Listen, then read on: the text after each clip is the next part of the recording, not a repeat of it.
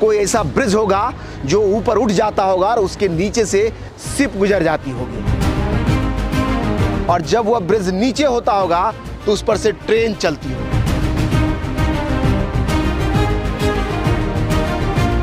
जी, हम बात कर रहे हैं तमिलनाडु में रामेश्वरम को मुख्य आइलैंड से जोड़ने वाले इस पम्बन ब्रिज का,